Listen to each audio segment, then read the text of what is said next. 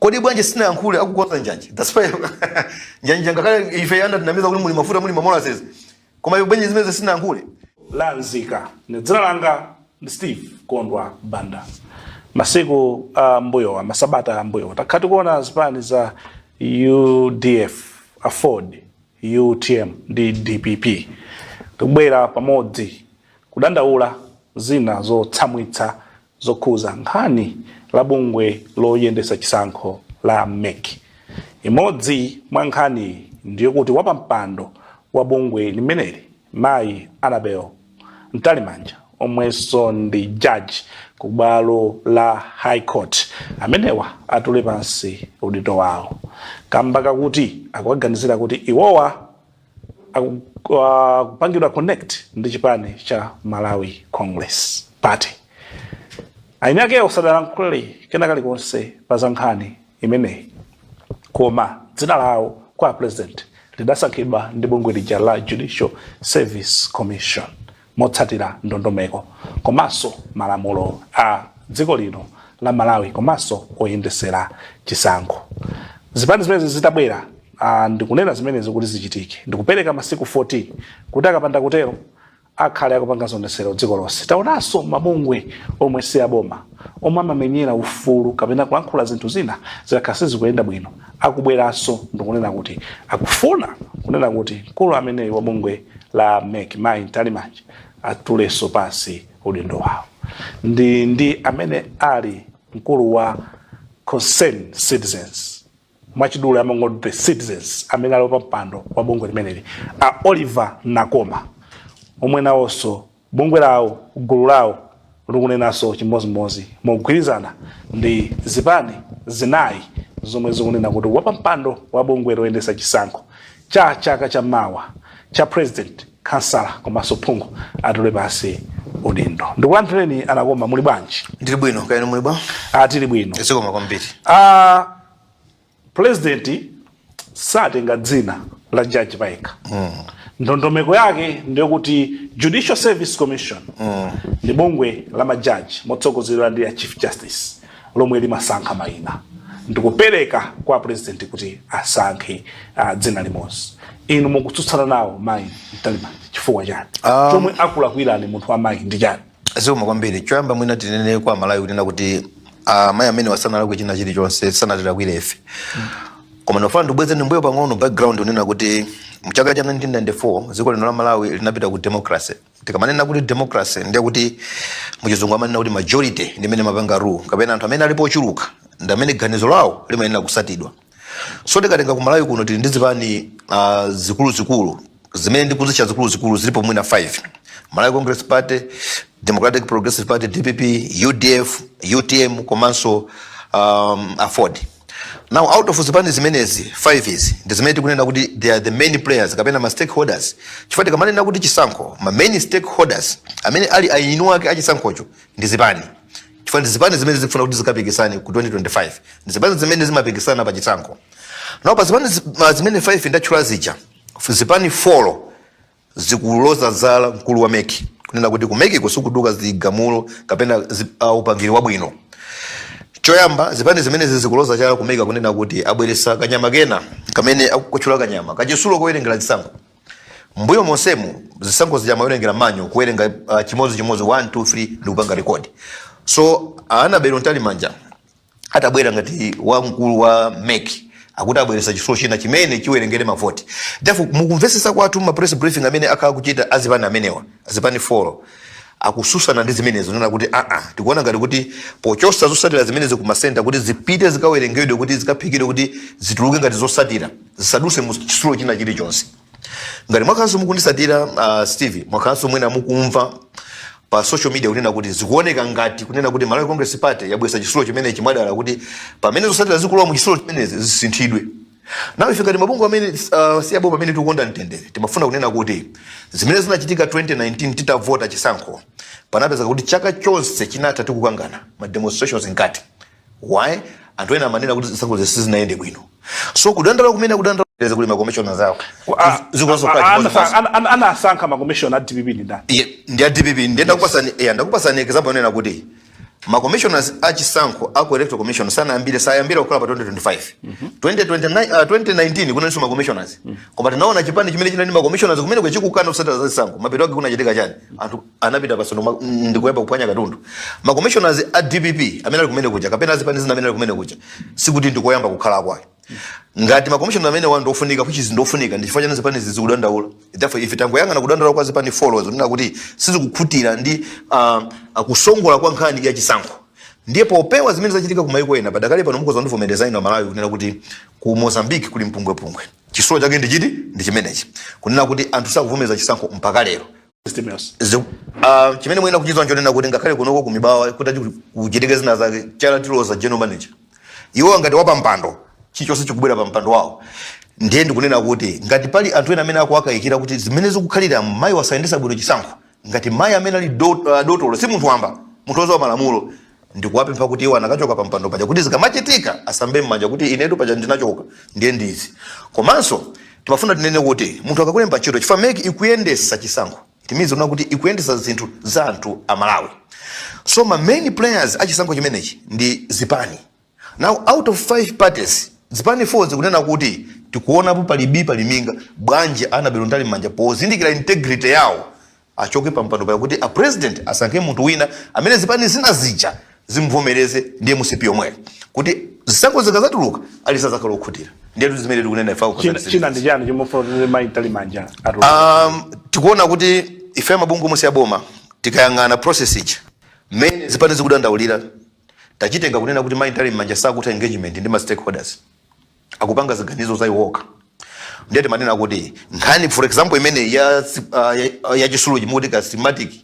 anakhala kuti zipani zina were engaged and azipani zina zija akhulupirira kuti zimene zochitika zindizoona mese kumachitika amati nekof kanga ndisakulakwitsa matenga zipani zonse kukambirana posachedwa po mpati nawo banja zipani samwetsa mfundo zimene now foja ne musibe kuti zikuyenda bwino ino so mfuna kunduza kuti anthu ena ndiozungulira mitu zipani zonse zifollows nchifoja ne ziganizo za kumeke zikondwesa chipani chimodzi so tikamanena kuti afuna kubera zisankho ndi kuti tikulakwisa ndi chifukwa chani MCP akukondwera nazo kunena kuti zimene zinzolondola pomwe anza ufola kuti ayi for example patachitika press briefing imene ifata satama press briefing awira zipani 4 so timafuna kuti tichose kuloza zala DPP uko if I tikunena kuti ndi zipani ziyandi 4 zimene zili ku opposition patachitika ma press briefing awiri madandaulo akudandaulidwa ndi ya MEC komanso NRB amene akuyankha ndi Moses Kunkuyo nene waboma la MCP why ku NRB kuli neneri wake ku MEC kuli neneri wake ndi chifukwa chani madandaulo opita ku MEC akuyankha ndakuboma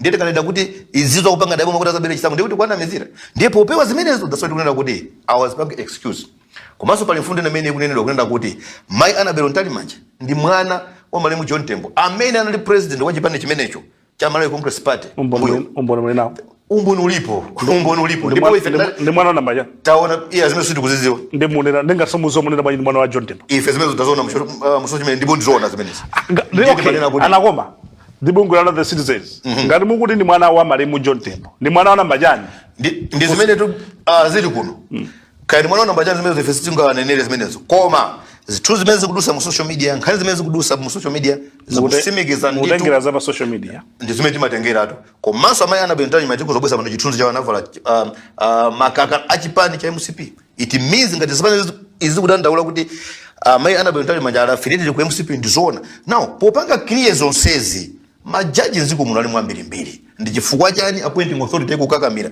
tikunena kuti tikunenazi ndikunena kuti tikufuna kusolve nkhani isanafike pa mponda chimera popeza kuti zipani zisankho zikachitika zikazaulusidwa tisazaona anthu akuphwanya katundu wanthu tifuna tikonze pano tikupempha president straight kunena kuti awa munawasankha ku judiciary kuli anthu ambirimbiri takonza ni vuto ili kunena kuti anthu onse asavomereze oluza asavomereze owina asavomereze therefore kuti zimene zachitika bwinobwino tikonze apa chifukwa mapepe amveka ambirimbiri kandi zona kasizona kwa allegations akumveka kuti tisolve amayi anabelo ntali manja munthu ozindikira bwino judge asipanga excuse abwere pambali anene kuti asankhidwe munthu wina ayendese chisankho kuti oluza azaluze bwino wina nkuwina bwino tizipirira chisoko mudakhalapo ndi nthawi yolembera bungwe la MEC kapena mayi ntali manja kuti mukambirana nawo nkhani ngati amabungwe tawalembera straight ndipo kalata imeneyi inapita ku MEC andi ndikukhulupirira kuti asangwani mafuliro amene ali nene wameki kalata amene inawapeza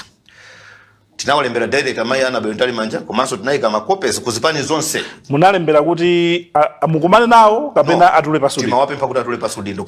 Sumudalembere zoti mukumane nawo bwanji ngati anabungwe. Ifeyo ngati wati atifune ndi kuti atitana koma ife tungopita straight kunkhani mese ndino amene mayimira Malawi. Yes, ndiye Malawi mulibe mbali yokuti chipani cholamula, mulibe mbali yokuti ndinotsutsa mumatero. Yes. Inuyo makhala pakatikati pomwe Amalawi akufuna. Yes. Nde bwanji musadalembe kuti atule pasudi ndo bwanji inuyo ngati mabungwe omwe si aboma mumaleka kunena kuti tikufuna tuonane nanu tukuzeni pamaso mumveso mbali yawo. Fajani mukalembera kala kuti atule pasi udindo musanapempha si mob justice ankaenera maitena side. Si mob justice ifeyo matanganira kumene tikuchokera mukada amene sitakufikira kuna kuti sende zimwe zoti tulani zonse udindo italemba zambiri mbiri talemba kuti kuli madandalo awa mpaka apa. Therefore poona zimene talemba kumwambazi tikupemphani kuti mutule pasi udindo chifukwa kusogoloko komanso amayi Anabel Ntali Manja taka kuti akumvesesa bwinobwino akoza kugwirizana nafe chifukwa tikufuna kuti mbiri yawo yabwino ipitilire because atagamba kuwaluza chala after chisankho zakanga zija zama general sazija sizikhala bwino poteteza azimayi kuti asapangidwe harasi. That's why tukawimpa kuti nakuti ini mukawerenga izi kumapeto kuti mafuna kuti posunga integrity yanu ngati mayi amene wakala kuzoka kuti amazo malamulo amasada malamulo tulani pasi udindo kuina endesezi kuti inu after pa 16 September 2025 after zisankho muoneke mmene mayenera kuonekera zimene tikuwapempha. Therefore mukalata sitamufika kuti tulani pasi udindo ayi tawalongosola bwinobwino kuti poyang'anira zili pa kuntundako timakupemphani kuti inu mutule pasi udindo. Why? Kuti anthu chikazatuluka chisankho asatinde kuti tinali naloba kuti ndimona jena John Tembo tinali we don't want that. Pamene tikupita kwambiri ndiponena kuti tifuna mpaka pano tikufuna kuteteza katundu. Mu 2019 kulilongwe kuno ganta ya kunzuzu kuti kunosudwa katundu ambiri anthu analuza anthu amene sana pasudwa compensation. Why? Chifukwa cha chisankho. So we are saying chisankho cha 2025 taphunzira 2019 tidumpeze nje tili patali tikoze pano kuti chisankho chikazatuluka ali sasa chivomereze dziko lisaende bwino. Atakuita nani kuti mukambirane nawo aforokoze mbali yawo mungapite? Sindikubira kuti tikoza kupita chifukwa kuti tikakambirana chani.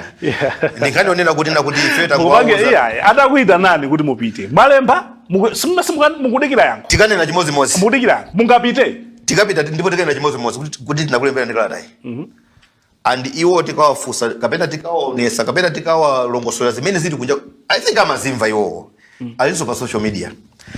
Therefore tikawuza kuti because of izi if tikufuna kunena kuti mudatula pasi udindo pazifukwa izi zimene tikuona kuti kusogoloko siziyenda bwino atatitana tipita ndikalata omwe tikawuza kuti kalata take ndi imenenso inu munayiwerenga. Tini ndi Oliver Nakoma pampando wa bungwe la The Citizens omwe ndi lomenyera ufulu wa anthu omwe tikukambirana. Oliver Nakoma taonanso mutalemba chikalata chomwe mukutsutsana ndi ganizo la unduna wa za maboma ang'ono okuti uyambe kumanga chiliza cha 2.7 billion cha malemu Gwanda Chakwamba mwanali katswiri wa ndale mdziko muno anakhala nduna ya boma mu nthawi ya malemu Kamuzibanda anakhalaponso nduna mu nthawi ya malemu Bingu wa Mutharika cha 2004 komanso anakhala president wa chipani cha Malawi Congress. Chomwe mukukanira kuti mzimu wa malemu Gwanda Chakwamba ugone bwino uwuse mumtendere anthu aziona kuti mbuya adagonapo mchifukwa chani? Zikomo kwambiri mafana ndikukonzeni pang'ono ife sitikukana ngati muona kalata managers ife sitikukana ndipo choyamba ndimafuna tithokoze boma kunena kuti kodi kukana nkutsutsana kumasiyana bwanji? Ndizosiyana kwambiri. Ife tikutsutsana chifukwa cha nthawi timing sitikukana ndipo timafuna tinene boma kunena kuti ndiponso achedwa kumanga chiliza chimene chakapena musole ya manager panalinso anthu ena for example achakufa chikana tinena kuti so tiwalemekeze pano koma tikunena kuti inu mmene mukuonera dzikoli la Malawi ponena chisogolo ponena mwachindunji nthawi imene boma lapangira chiganizo chimenechi ndio lakwika. Ngona kalata manager taipanga address straight kwa Richard Chimwendo Mpanda amene ali minister of local government ndipo ndikuzokuonesani ma message andiyankha kunena kuti kalata alandira komanso tatumiza kalata amene direct kwa Moses Kunkuyu amene ali onenera boma ili la Malawi Congress Party boma la Malawi ndipo anena kunena kuti kalata alandira. Mukalata yathu takambapo mfundo zitatu kapena ziwiri. Tawauza aboma kunena kuti chitetezo chimene cha 2.7 billion ndichofunika kunsanje kwa gwanda chakwamba koma nthawi yake isakhale ino. Tanenapo zinthu zingapo zimene tanenera zimenezi. Kwayamba nziko muno muli njala yopsa. Inu mundikhulupirani kunena kuti ana akhala kumwalira chifukwa ajiya zikhawo zokomba kumunda. It means kunena kuti pali njala ndithu yopsa.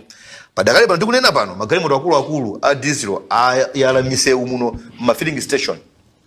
Izi ndi zimene zatipangisa kunena kuti tili ndi mavuto amene ngati tikuwasolva pano asokoneza zinthu than kumanga mausoleum ya gwanda chakwamba. Chifukwa kusamanga mausoleum imeneyo lero sikusoneza moyo wa munthu ina aliyense. Koma kusagula chimanga lero, kusagula mafuta lero ndi zinazi zisokoneza kwambiri miyoyo yathu. Therefore tikuwapempha boma kunena kuti bwanja pange chef ganizo limeneli lifike 2025 April May pamene amalawa zake kuti akolola zakudya zoza kumunda pamene akudya bwino. Chifukwa ndikupa an example kunena kuti nkhani imene yo pano siyofunika bwanji inu kuti mupite pamuzi mukapezana kulira ndi njalapo ndiye pakhala anthu awiri wina akupemphani kuti ife tifuna mutipasi ndalama kuti tikagule chakudya mutithandize wina akuze kuti ayi ine ndi yankulonga amene amwelera chaka chatha ndifuna ndimange chiliza inu mukunena zona a Steve mutenga ndalama kumpasa amene afuna kumanga chiliza yankho ndi ayi chifukwa chani izi sizofunika. Nawo tikunena kuti ndalama zimene tinakaenda kuti mangire mausoleum ya gwanda chakwamba it's not a priority, sizofunika panopa kuti timange.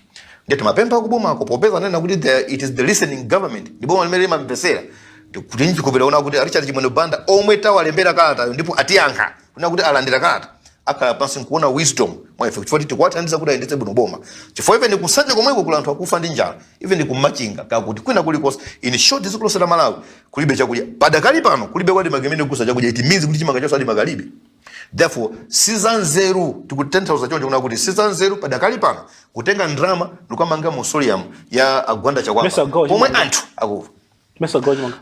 Bwana simene zomundiro sekondari ndesi zika chimanga chikugawidwa chabwino koma tikuna kuti mizo muli njala. Mizo muli njala yaikulu andi ati mungokomeza zoti muli njala. Ngati tikukomeza iniyo paja mukunena kuti ndinu Diso la Mzika. Tatenga ne kamera yanu mungolera boma lila use mukafusa anthu kuti kodi kuno kuli bwanji. Chifukwa ndikupirana kuti mibawa imakamba zona zokazoka mutanyamuka pano kuti mukangolo even kuno ku blanta ya kuno musite muno anthu agona ninja izi ndi zoona sindale. Therefore even kuti mungonyamuka mungozungulira mafiri sojo even imene ipa mibawa pano kulibe mafuta this now 30 day it means kuti mafuta sitikuta kuoda pangani imene tanena kunena kuti please bwanji usayendesa mafuta timafuna kuti tiwauza anthu kunena kuti tinawauza Moses Kunkuyu kunena kuti pa press briefing yanu munanena kuti muli ndi ngongole ku mafuta koma munatenga mafuta munagulisa kuno ku Malawi kuno simunapereke kwa anthu kuti ndama zapita kuti Moses Kunkuyu anandiuza kunena kuti sikuti vetilibe $, not sikuti vetilibe ndrama tili ndi makwacha koma tilibe $. Therefore mafuta timaitanisa $. Makwacha tili nawo amene tinagulisa mafuta koma ma suppliers amafuna $. Nawo ndi mazifusa mafuso it means kunena kuti anthu analepera kupanga plan amaziwa kuti kusogolo kuno $, ati ndiye kuti atha sakhalapo nchifukwa chana anapita ku United Nations General Assembly. That's why tikunena kuti planning ikuvuta. If we have leaders amene tikulepera kupanga plan ziko tiyendesa bwanji anthu ajana kazi kunena kuti mafuta timagula mu $. Therefore ku UN kuunga kusapite anthu ambiri chifukwa tiononga $. Koma nanya mukopita kuunga pobwera kumena kunena kuti sitingagule mafuta chifukwa tibe $. It means kuti they are failing to plan. Now tikuwathandiza kunena kuti alamule bwino kuti zikoli lipite chisogolo chifukwa whosoever is ruling zimene tikufuna tena kuti apange ziganizo zabwino. And as we are talking now, this is now November, koma kunja kuno kulibe ku fertilizer wa AIP anthu ndithu akudikira chifukwa mvula igwaposa chedwapo. It means government is failing to import fertilizer because alibe chani kuti $. Therefore ndi chifukwa chani munatenga ndalama zambiri kupita kuunga. So mafuso amenewa atisizikhala zama zambiri zimakhala ndalama zambiri bwana. Ndifuna tikusimikizeni kuuluka kuno kuti upite kuunga ku United Nations ku America ndikutenga anthu 4 5 or 10 15 or 6 mmaononga ndalama zambiri. Icho ndi evidence una kuti atabwera kumene kuja chimene chachitika ndi chani mafuta kulibe kwafusa kuti uje ndalama mulibe akuti ndalama zibe makwacha koma $. Libe. So you can connect kuti ulendo umene unapanga siphon a lot of $. Therefore tumanena kuti pamene musanapange chino china chilichonse taganiza na Amalawi amene anakuvoterani padakali pano kuno ku southern region mvula igwa anytime koma kulibe ndi adi magemozi yomwe imene asibwa kuti anthu agule chani fertilizer oseka ntengo ndiye kuti tikuzala njala ya 2025 kodi tikhala ziko lotani. Therefore we would like to ask the government led by the president of the Republic of Malawi kunena kuti tamaika ni mapriority zanu abwino musamapange upside down mukulamulira anthu 20 million plus ujeni mitu yanu izigwira ntchito because popanda zimenezo zikolikira pamoto therefore tikanena zimeza tomaina kuti ayi no mukudana ndi boma sitikudana ndi boma koma tikwauza boma kuti akamamvera zimene tikuyankhula panozo alamulira bwino akalamulira bwino anthu akonda chifukwa nziko muno chimene tingofuna ndi good governance good leadership sitifuna kuti kapena alamulira no ali sakuza kubwera mkuza kulamulira koma bola muzapanga ziganizo zimene amawi akukondwa nazo chifukwa sichiganizo chabwino kutenga ndama kuyendera ulendo ukuzowa kuti January eno ana kupita kusukulu kukoma kwanga kuno ukutenga ndama kutia mafuta kupita kunyanja January kufika ana akala pakopo ndio bambo wanzeru therefore tikunena kuti tatiyendi tisanambe kupanga zinthu tiyambeka kuganiza madollars wandochepa therefore ku United Nations tisapite ndama izi tigule mafuta kuti anthu asangalale fertilizer akufunika therefore tisanapite kuunga kuti ateni tingochepesa anakakurusa kutumiza maybe anthu awiri ma delegation kamene kumene kukuli ma ambassadors athu apite kumene kuti save kuti tigule zinthu zofunika simple and straightforward. Kodi anthu akamamona Oliver Nakoma ena amati ayi uyu mkadeti ndo DPP yemweyo akunamizira kuti ndi amatimenyera ufulu wa anthu cholinga kungofuna kugwetsa bomale amakula yonse anthu ena Oliver Nakoma ndi ndani kweni ndili ndi mafaces ambiri ndi mkadeti ndili mafaces ambiri mbiri face yoyamba mwina anthu chimene samazonjo nina kuti activism ndinayambira ndili ku college nziko muno muli bungwe limene timalicha Agricultural Technicians Union of Malawi imene yandena ambesa ndili ku National Social College so tikanena kuti ndimayankhula chifukwa kuti ndifuna kugwesa boma sizona chifukwa ndinakaka kuti nthawi imene ndingakula ku college ndimafuna kugwesa boma lake liti therefore kuyankhula nziko linali lonse muli anthu amene amayankhula ineyo ndine munthu mmodzi mwa amenewo komanso muziwe kunena kuti munthu wina aliyense amasatira chipani chifukwa kuti kuvote timakavotera zipani zosiyana in fact ine ndinavotera DPP koma tikapita ku activism zimene tikuyankhula panozi wina akaziyang'ana ndi maso abwinobwino muona kuti tikuyankhula zinthu zabwinobwino sati zachipani ayi tikanena kuti ziko mulibe mafuta ndi zachipani zimenezi sizachipani tikanena kuti anthu akufanira ndi zachipani zimenezi sizachipani kodi bwanje sinabwere pano kususa kunena kuti boma la Malawi musipatire kumanga misewu ku Lilongwe zimene zoyipa sizoyipa tu ndi zabwinobwino even ifeyo amene timayankhula tikunena kuti zimene ndi zabwino chifukwa kupanga transform city kodi bwanje sinayankhule akukonza njanje that's why njanje ngakale ife yanda tinamiza kuti muli mafuta muli mamola sezi koma bwanje zimene sinayankhule pamene akumanga nsewu wabwino pamene for example a first leader nakasegula sukulu yabwino kwambiri ku Nzimba bwanje akumanga nsewu wabwino pamene for example a first leader nakasegula sukulu yabwino kwambiri ku Nzimba bwanje sinayankhule zimene kuti nzoyipa it means pamene ife tabwera apo kuti apapa paliminga azimvesera anthu